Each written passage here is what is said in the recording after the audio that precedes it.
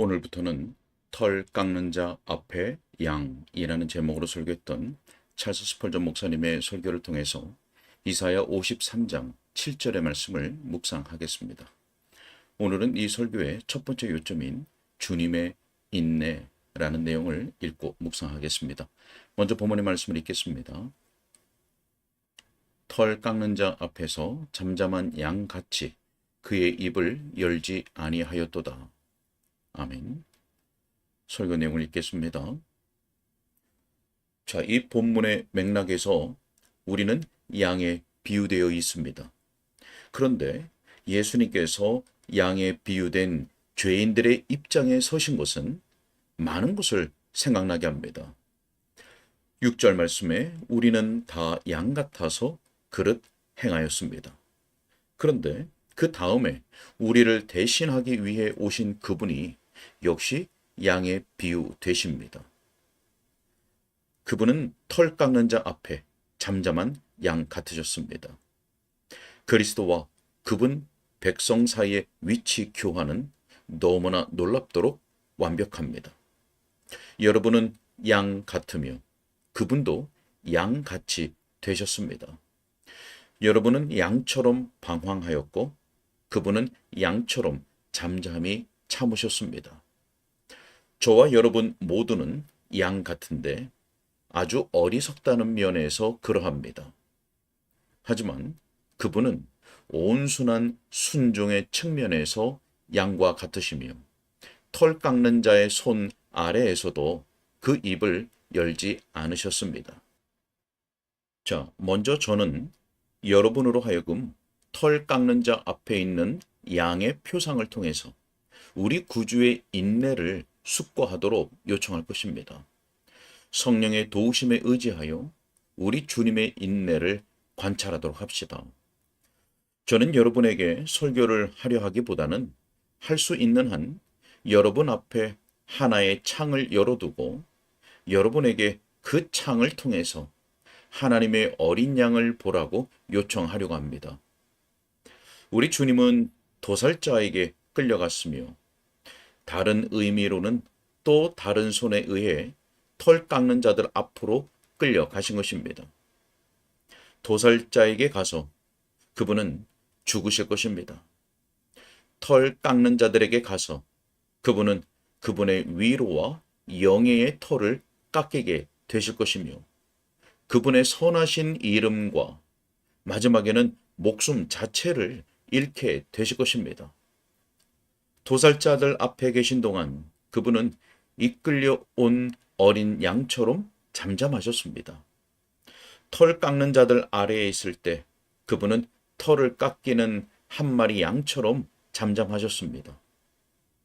여러분은 그분이 빌라도 앞에서와 헤롯 앞에서와 가야바 앞에서와 최후에는 십자가에서 어떻게 인내하셨는지에 대한 이야기를 압니다.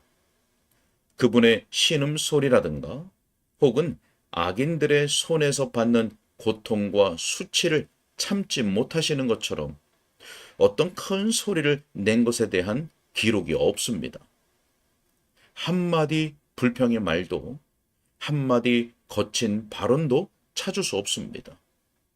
빌라도가 물어 외쳤습니다. 아무 대답도 없느냐? 그들이 얼마나 많은 곳으로 너를 고발하는가 보라. 자, 헤롯 역시 크게 실망했는데 왜냐하면 그는 그분이 행하시는 어떤 기적을 볼까 기대했었기 때문입니다.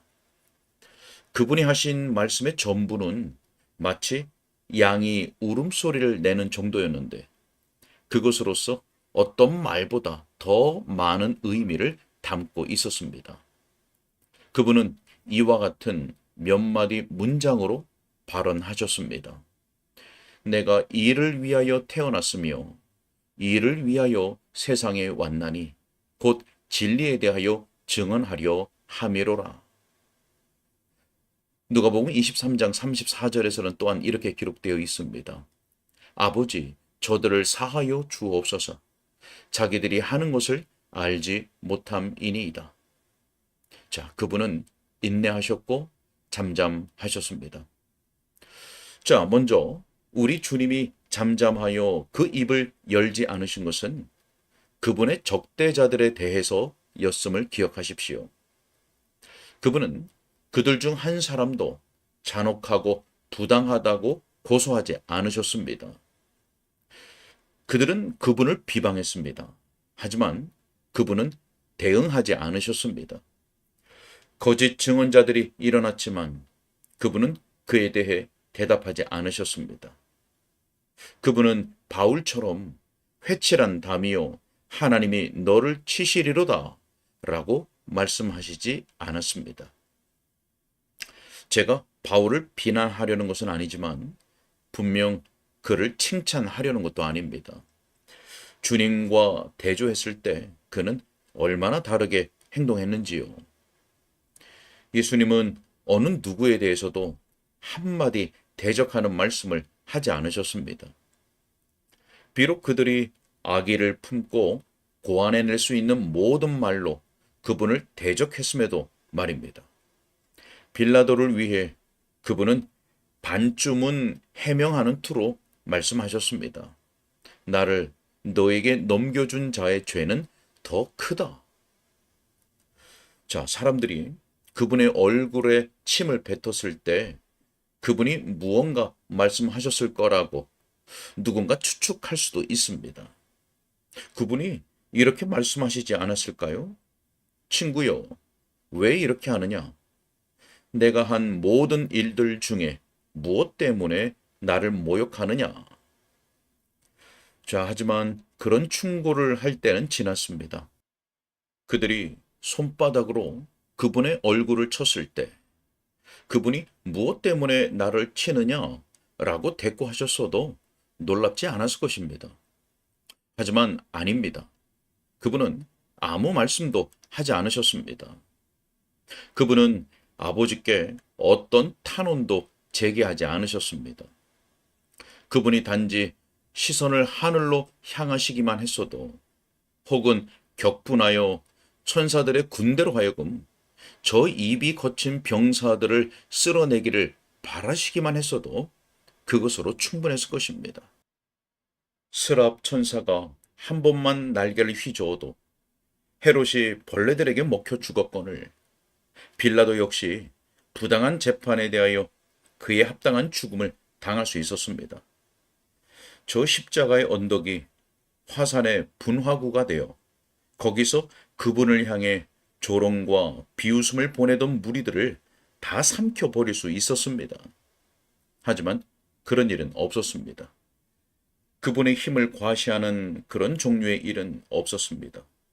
오히려 그분을 대적하여 모든 거대한 힘이 그분에게 가해졌으나 그분은 그 잔혹한 원수들에게 자기 힘을 사용하지 않으셨습니다. 그분은 측량할 수 없는 힘으로 자신의 전능의 힘을 억제하셨습니다. 그분의 강력한 사랑이 신적인 진노를 억제했던 것입니다. 그분은 원수들의 부당함과 거짓과 수치스러운 악의에 대하여 솟구쳐 올랐을 자연스러운 적개심을 억제하셨습니다.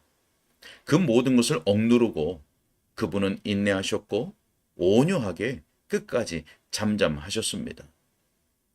자, 그분이 적대자들에게 한마디도 하시지 않았던 것처럼 그분은 또한 우리 중 어느 누구에 대해서도 한마디도 하시지 않았습니다. 여러분은 십보라가 그 아들이 피 흘리는 것을 보면서 모세에게 어떤 말을 했는지를 기억합니다. 당신은 참으로 내게 피 남편이로다. 자, 정녕 예수님께서도 그분의 교회에게 이렇게 말씀하실 수 있었습니다. 그대는 나에게 많은 희생을 요구하는 배우자로다. 내게 이런 수치와 피 흘림을 감수하게 하는구나. 하지만 그분은 아낌없이 주셨습니다. 마음의 입을 여시고서 한마디도 비난하지 않으셨습니다. 그분은 최대의 비용을 지불하셨고 십자가를 참으셨으며 부끄러움을 개의치 않으셨습니다. 용서의 값이 자기 피인 것을 구주께서 아셨을 때에도 그분의 긍휼은 철회되지 않았으니 이것이 곧 하나님의 긍휼이로다.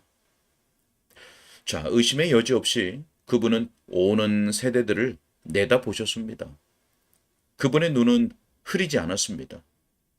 나무에 달려 충혈된 상태에서도 그분은 당신과 저의 무관심과 우리 마음의 냉정함과 부정함을 내다보실 수 있었습니다.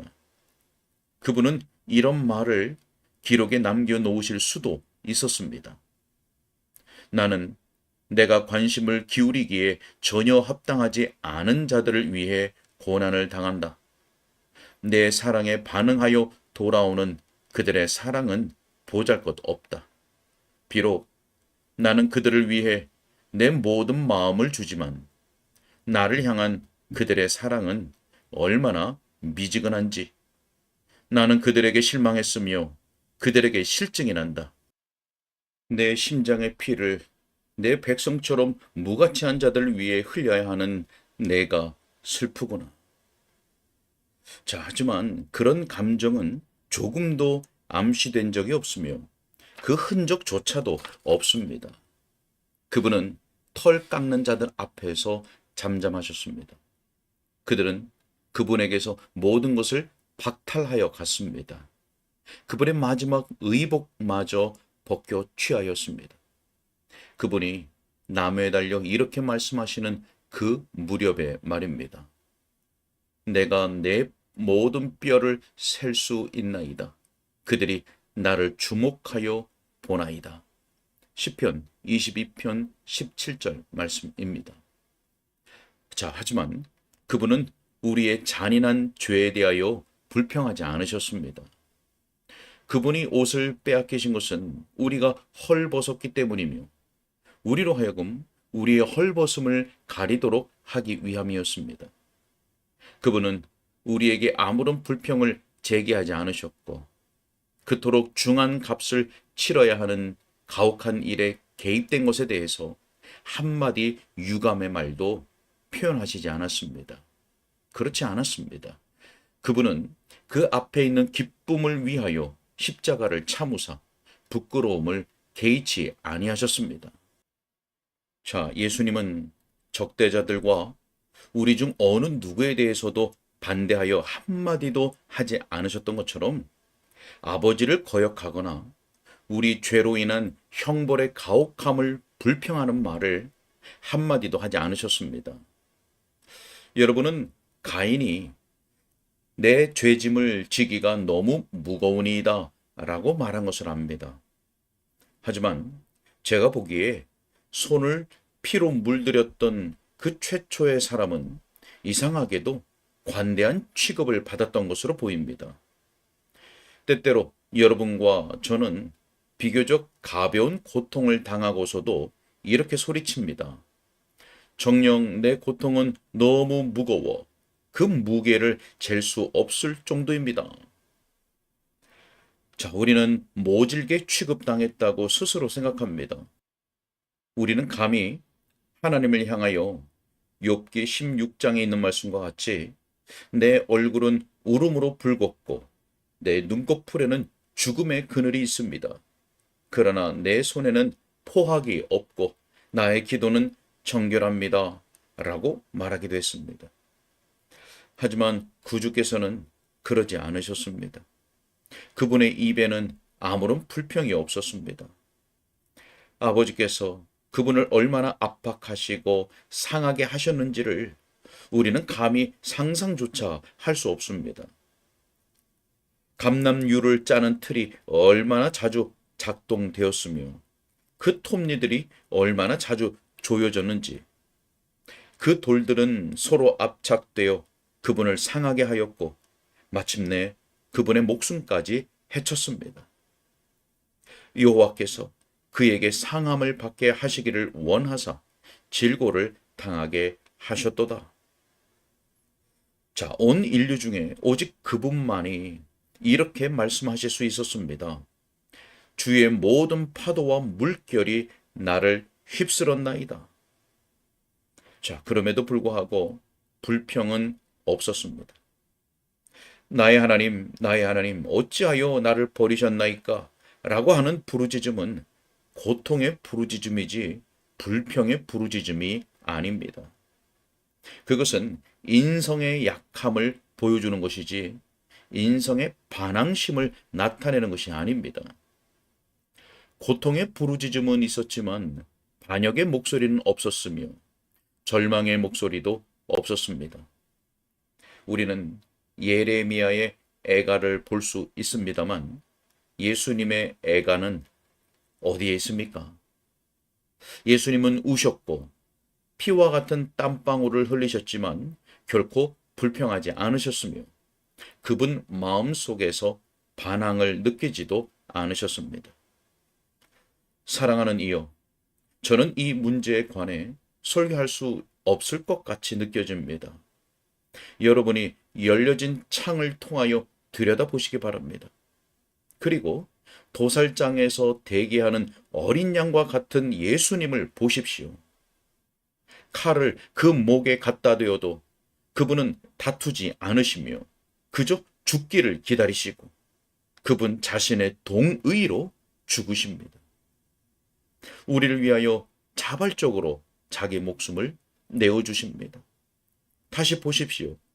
여러분의 주와 구원자께서 순순히 체념하고 털 깎는 자들의 손 아래 쭉 뻗은 채 누워 계십니다. 그들이 그분에게서 모든 귀한 것을 앗아가려 하지만 그분은 입을 열지 않으십니다. 저는 이 모습에서 우리 주 예수 그리스도에게서 완전한 순종을 봅니다. 그분은 자기 목숨을 버리셨으며 남김없이 내어주셨습니다. 그 희생의 제물은 줄로 묶어서 제단 뿔에 메어둘 필요가 없었습니다. 여러분과 저의 경우와는 얼마나 다릅니까? 그분은 거기 서서 기꺼이 고난 당하고자 하셨고 침뱉음과 수치스럽게 취급당하는 것과 죽는 것을 감수하고자 하셨습니다. 그분 마음속에 완전한 복종이 있었기 때문입니다. 그분의 몸과 마음과 목숨을 아무것도 남기지 않았습니다. 그분은 아버지의 뜻을 행하기 위해 또 우리의 구속을 이루기 위해 온전히 제물로 바쳐졌던 것입니다. 거기에는 또한 완전한 자기 극복이 있습니다. 그분에게는 자유를 호소하는 욕구도 일어나지 않았고 일반적인 피로감에서 면제되기를 바라는 요청도 없었습니다. 몸의 어느 한 지체도 정신의 어느 한 부분도 영의 어떤 한 기능도 뒤로 물러나지 않았으며 오직 전체가 복종하였습니다. 그리스도의 전부가 온전히 하나님께 바쳐졌으니 이는 그분이 우리의 속량을 위하여 흠없는 자기를 하나님께 온전히 드리려 하셨기 때문입니다. 자, 자기 극복만이 있었던 것이 아니라 그분의 일에 대한 완벽한 전념이 있었습니다. 양은 누운 채로 목초지 이상의 것을 생각하지 않으며 털 깎는 자에게 자기 자신을 맡깁니다. 그리스도께서 아버지를 떠나신 것은 육신이 되어 우리와 함께 거하시기 위함이었습니다. 그분은 이곳에 오셔서 베들레헴에서 우리와 합류하셨습니다. 그분은 그 연합을 끝까지 유지하셨고 그리하여 그분은 죽음에서도 우리와 하나가 되셨습니다. 하나님의 집을 위한 열심이 다른 어디에서뿐 아니라 빌라도의 법정에서도 그분을 삼켰으며 거기서 그분은 선한 증언을 하셨습니다. 하나님의 영광을 나타내는 것과 하나님의 백성을 구원하는 것 외에 그분은 아무것도 생각하지 않으셨습니다. 그분의 힘은 한 가지 바람에 집중되었고 사람들을 향한 사랑의 열정이 그분의 마음을 속에서 뜨겁게 하였습니다. 그리고 마침내 그것이 녹아 사랑과 피의 강물이 되어 흘러나왔습니다. 오 형제들이여, 저는 우리가 이런 상태가 되기를 바랍니다. 우리의 진심이 하나님께 복종하고 우리 자신을 완전히 버리며 자기 극복을 배우고 그 다음에는 극복된 자아를 전적으로 하나님께 바치는 것입니다. 한 가지 소망을 위해 온통 전념하고 온전한 번제가 되어 엘리야가 갈멜산에서 바친 제물처럼 되기를 바랍니다. 그때에 하늘에서 불이 내려와 번제물인 송아지를 태우고 제단에 나무와 돌을 태우고 고랑의 흙을 핥아 마침내 광대한 불과 연기의 구름 속에서 온전한 번제가 살아계신 하나님께 바쳐졌던 것입니다. 이런 일이 그날 우리 주 예수 그리스도에게서 일어났듯이 오늘 우리 중에서도 일어나기를 바랍니다. 만약 동양에서 양들이 이 나라에서 키우는 양들보다 훨씬 더 유순하여 다루기 쉽다면 우리 주님의 놀라운 침착함과 복종은 이 본문에 의해 훨씬 더 잘 표현된 것입니다. 양들을 씻기고 털을 깎는 과정에서 시끄러운 소리를 듣고 거친 모습을 본 많은 사람들은 양이 털을 깎이기 위해 자발적으로 왔다고 단정하는 고대 유대인 작가 필로의 증언을 믿기 어려울 것입니다. 그는 이렇게 말합니다. 두터운 양털 때문에 괴로움을 겪는 텁수룩한 숫 양들은 털을 깎아주도록 스스로 목자의 손에 자기를 맡긴다. 양들은 이런 식으로 매년 그들의 왕인 인간에게 공물을 바치는 것에 익숙해 있다. 양은 비스듬히 기댄 자세로 서 있으며 털 깎는 자의 손에 의해 강제로 속박당하지 않는다. 이런 일들은 양의 유순함을 알지 못하는 자들에게는 이상하게 보이겠지만 그것은 사실이다. 아멘. 오늘은 여기까지입니다. 네, 우리 주 예수님은 털 깎는 자 앞에서 잠잠한 양같이 그 입을 열지 않으셨습니다. 그 모든 십자가의 고난과 죽음 가운데서 인내하셨습니다. 바로 죄인 중에 괴수인 우리를 위하여 자기 목숨을 버리셨으며 남김없이 내어주셨습니다. 우리 주님은 오직 하나님의 영광을 나타내는 것과 하나님의 백성을 구원하는 것 외에 아무것도 생각하지 않으셨습니다. 우리가 주님께서 그러하셨듯이 온전히 하나님께 복종하고 우리 자신을 버리며 예수님의 전부가 온전하게 하나님께 드려졌듯이 우리의 전부가 하나님께 바쳐지기를 원합니다.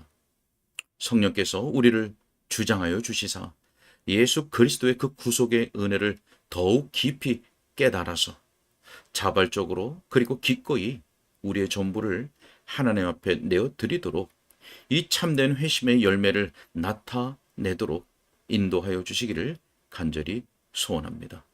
기도하겠습니다. 자비와 긍휼이 풍성하신 하나님 아버지, 우리 주 예수 그리스도의 죽으심으로 말미암아 우리가 죄 사함과 의롭다 하심을 입어 구원받은 거룩한 하나님의 백성이 되었습니다. 우리가 믿음으로 예수 그리스도와 연합된 자들로서 예수 그리스도의 발자취를 온전히 따라가는 자들 되게 하여 주시옵소서. 우리로 주 예수 그리스도의 그 구속의 은혜를 더욱 깊이 깨달아 알게 하여 주시고 그 감사가 날로 더욱 깊어지게 하여 주셔서 우리 자신을 전적으로 하나님께 바치는 거룩한 성도의 삶을 합당하게 살아갈 수 있도록 도와주시고 인도하여 주옵소서. 주님 그 뜻하옵고 예수 그리스도 이름으로 기도하옵나이다. 아멘.